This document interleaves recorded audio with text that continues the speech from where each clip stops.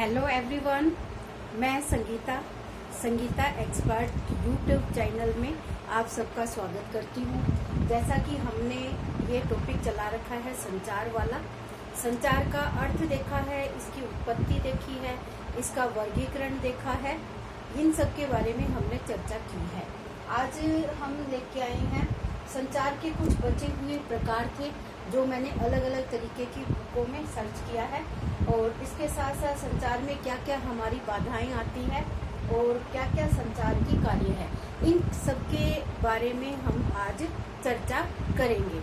अगर आप मेरे चैनल पे नए हैं तो इस चैनल को लाइक और सब्सक्राइब करना ना भूलें और ज़्यादा से ज़्यादा इसको शेयर करने का प्रयास करें ताकि सभी इस फ्री यूट्यूब वीडियो का सभी आनंद ले सकें। तो हम संचार प्रक्रियाओं के प्रकार को हम देख चुके थे। हमने औपचारिक और अनौपचारिक संचार देखा था, लिखित देखा था, मौखिक देखा था, और इसके साथ साथ हमने इसके अलावा लंबवत, क्षैतिजीय और कई प्रकार के संचार को देखा था। इसके अलावा एक व्यक्तिगत संचार होता है, एक पारस्परिक, एक सामूहिक, एक सामाजिक और एक जनसंचार। ये 5 बिंदु आपके ओर हैं जो इनसे भी कई बार प्रश्न पूछे जाते हैं कि व्यक्तिगत संचार क्या है। व्यक्तिगत संचार का मतलब है कि व्यक्ति अपने आप से ही जब वार्तालाप करता है तो वो संचार क्या कहलाता है? व्यक्तिगत संचार कहलाता है। इस संचार के लिए 2 व्यक्तियों की आवश्यकता नहीं होती है। व्यक्ति स्वयं से या अपने आप से जो वार्तालाप करता है, सोचता है, विचारता है, उस तरीके के संचार को हम क्या कहते हैं? व्यक्तिगत संचार कहते हैं। पारस्परिक संचार का मतलब है कि जब 2 व्यक्ति आमने सामने बैठकर किसी विषय वस्तु के ऊपर वार्तालाप करते हैं तो वो संचार प्रक्रिया हमारी क्या कहलाती है? पारस्परिक संचार कहलाती है। एक आता है हमारा सामूहिक संचार प्रक्रिया। एक समूह के रूप में किसी भी सभा को आप संबोधित करते हो, जैसे कि कोई मंत्री या प्रधानमंत्री है जो किसी एक सभा को संबोधित करते हैं, उनके साथ अपनी वार्तालाप को करते हैं, तो वो हमारा सामूहिक संचार कहलाता है। एक आ जाता है हमारा सामाजिक संचार। समाज, जैसे हम कह सकते हैं कि व्यक्ति एक सामाजिक प्राणी है और वो समाज में रहता है, तो समाज के हर वर्ग के व्यक्तियों के साथ उसकी वार्तालाप चलती रहती है। तो इस तरीके का जो संचार, कम्युनिकेशन होता है, तो वो प्रक्रिया हमारी सामाजिक संचार प्रक्रिया के अंतर्गत आता है। फिर आ जाता है हमारा जनसंचार प्रक्रिया। जनसंचार, जिसको मास कम्युनिकेशन भी कहा जाता है, इसके अंतर्गत एक समय में बहुत बड़ी जनसंख्या, या कह दो कि पूरे इंडिया या पूरे वर्ल्ड के अंतर्गत एक साथ होने वाली जो संचार प्रक्रिया होती है, उसको हम क्या कहते हैं? जनसंचार प्रक्रिया कहा जाता है। तो ये संचार के कुछ अलग अलग तरीके के प्रकार थे जिनके बारे में हमने परिचर्चा करी है। इसके अलावा हम देखेंगे कि संचार के कुछ कार्य हैं। संचार के कार्य भी आपके सिलेबस में पूछा है। अगर संचार के कार्य पढ़ने हैं तो संचार में आने वाली बाधाएं भी हमें देखनी पड़ेगी कि संचार में हमारे सामने क्या क्या बाधाएं आती है। तो ये जैसे संचार के कार्य है, जानकारी का कार्य। संचार हम क्यों करते हैं? क्योंकि संचार करने से हमें अलग अलग तरीके की जानकारियां प्राप्त होती है। अलग अलग क्षेत्रों का ज्ञान होता है, अलग अलग विषय वस्तु का ज्ञान होता है, जिसके माध्यम से हमें अलग अलग तरीके की जानकारी प्राप्त होती है।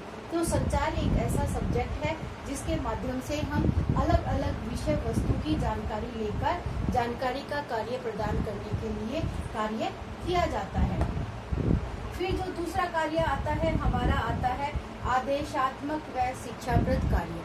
आदेश देना, शिक्षा देना, ये सब क्या है? एक संचार के ही पहलू माने जाते हैं। तो किसी को आदेश देने के लिए, जैसे कक्षा में टीचर पढ़ा रही है तो उसका क्या है कि वो अपने बच्चों को आदेश दे सकती है। आदेश के माध्यम से उनके साथ साथ शिक्षा प्रदान कार्य कर सकती है।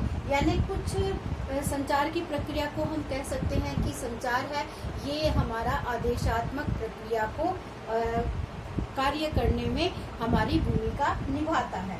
प्रभाव डालना, प्रेरणा देना, ये भी सब क्या है, संचार का ही एक माध्यम है। हम अपने संचार के माध्यम से दूसरों को अपनी ओर आकर्षित करने, उसको प्रभावित करने के कार्य को सुचारू रूप से पूरा कर सकते हैं।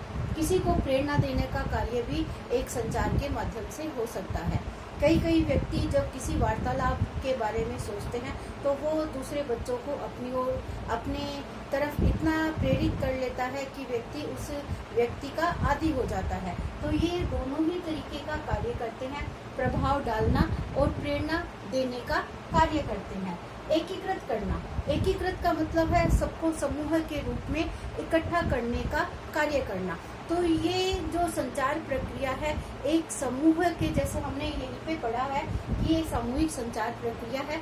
तो इसको एकीकृत करके लोगों को अपनी ओर संचार प्रक्रिया के माध्यम से आकर्षित करना भी इन संचार प्रक्रिया का एक कार्य बताया गया है। ये शिक्षण प्रशिक्षण का कार्य भी है। संचार प्रक्रिया के माध्यम से आप अलग अलग क्षेत्र के व्यक्तियों को अलग अलग विषय वस्तु की संबंधी शिक्षा देने का कार्य कर सकते हो, लोगों को अपनी ओर आकर्षित करने का कार्य कर सकते हो। तो ये क्या है, शिक्षण और प्रशिक्षण देने का कार्य भी करता है।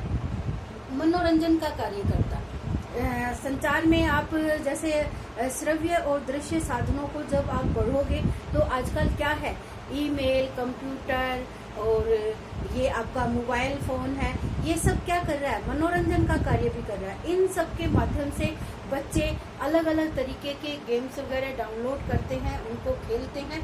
तो ये क्या कर रहे हैं, मनोरंजन का कार्य भी कर रहा है। साथ में भावनात्मक कार्य, एक दूसरे से अटैच होना, भावनात्मक संबंध को बनाए रखने के लिए भी ये सारी हमारी जो संचार प्रक्रिया के माध्यम है, जिनके माध्यम से हम संचार प्रक्रिया करते हैं, तो ये सब क्या करते हैं, भावनात्मक कार्य को विकसित और प्रोत्साहित करने का कार्य भी करते हैं। निर्णय लेने का कार्य, हम अलग अलग तरीके की संचार प्रक्रिया करते हैं और उनमें से हम निर्णय लेते हैं कि कौन सा संचार प्रक्रिया है वो सबसे अच्छा माना गया है। जब भी हम संचार प्रक्रिया के माध्यम से शिक्षण प्रशिक्षण का कार्य करेंगे तो उसमें निर्णय लिया जाता है कि कौन सा संचार सबसे बेस्ट है, जो बच्चों के या शिक्षण कार्य में सबसे ज्यादा प्रभावी रूप से अपनी भूमिका को निभाता है। तो ये क्या है, हमारी निर्णय लेने की प्रवृत्ति को प्रसारित करने का एक माध्यम बनता है। तो ये तो हमारे हुए संचार के कार्य। अब हम चर्चा करते हैं संचार में बाधाएं। संचार में हमारी क्या क्या बाधाएं हैं। जैसे भाषागत बाधाएं हैं। आप सभी जानते हो कि जैसे अलग अलग क्षेत्रों में राजस्थानी, पंजाबी, गुजराती, मराठी, ये अलग अलग तरीके की लैंग्वेज है वो बोली जाती है। जब हम विदेशों में जाते हैं तो वहाँ पे अलग अंग्रेजी भाषाओं का उच्चारण होता है और हम हिंदी भाषी लोग उस अंग्रेजी भाषा को नहीं समझ पाने के कारण हमारी जो समस्या आती है वो भाषागत समस्याओं से संबंधित हमें सामना करना पड़ता है। तो ये हमारे संचार प्रक्रिया को सबसे ज़्यादा बाधित करने वाला फैक्टर बनता है। तो हमारी ये भाषागत समस्याएं हैं संचार प्रक्रिया में। हम एक दूसरे की भाषा को न समझ पाने के कारण एक दूसरे की भावनाओं को, एक दूसरे की प्रेरणाओं को नहीं समझ पाते हैं, जो हमारे संचार के लिए सबसे बड़ी बाधक प्रवृत्ति है। भौतिक बाधा, भौतिक बाधा का मैंने जैसे उदाहरण दिया है शोरगुल का। आप जानते हो कि आपके इन्वायरमेंट में जो नॉइस पोल्यूशन है, शोरगुल है, तो ये इस तरीके की बाधाएं हैं जिसके कारण आप अपने संचार प्रक्रिया को ठीक प्रकार से संपन्न नहीं कर पाते हो। वो आपको समय समय पे बाधित करने की वजह से आप अपना सुचारू रूप से कार्य संपन्न नहीं कर सकते हो। तो ये भी आपके संचार प्रक्रिया में एक बाधक का कार्य करती है। मनोवैज्ञानिक बाधा, मनोवैज्ञानिक यानी मन से जुड़ी हुई जो आपकी अरुचि है, चिंता है, पूर्व धारणाएं हैं, जो आपको आपके अंतर मनोविज्ञान को प्रभावित करती है, अपनी अंतर आत्मा को प्रभावित करती है। जब आप चिंतित होते हो तो किसी भी संचार प्रक्रिया में आपका मन है वो पूर्ण रूप से नहीं लग पाता है। आपकी अगर उस कार्य करने में रुचि नहीं है, आपका मन नहीं लगता है, तो आप उस क्षेत्र में संचार प्रक्रिया का कार्य नहीं संपन्न कर सकते हो। तो ये भी मनोवैज्ञानिक बाधाएं हैं जो आपकी संचार प्रक्रिया को बाधित करती है। एक आता है हमारा संगठनात्मक बाधा।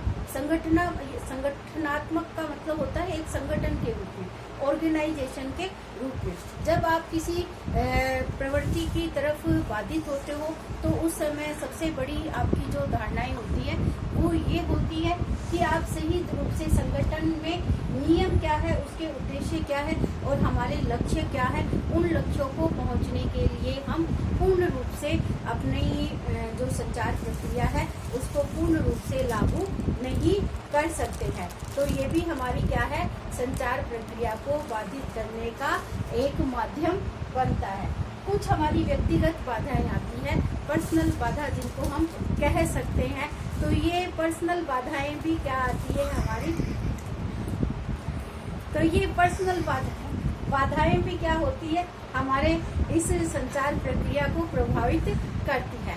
व्यक्ति की खुद की अपनी कुछ प्रॉब्लम होती है, कुछ समस्याएं होती है जिनके कारण वो सही प्रकार से अपनी समस्याओं का समाधान है वो नहीं कर सकते। तो आज के वीडियो में आपको मैंने इन 3 टॉपिकों से संबंधित सारी चर्चाएं की है, जिसके बारे में आपको पूर्ण रूप से जानकारी देने का प्रयास किया है। तो all the best everyone, thank you. अगर मेरा चैनल पसंद आए तो इसको लाइक, शेयर या सब्सक्राइब करना ना भूलें। Babu diyorum yok.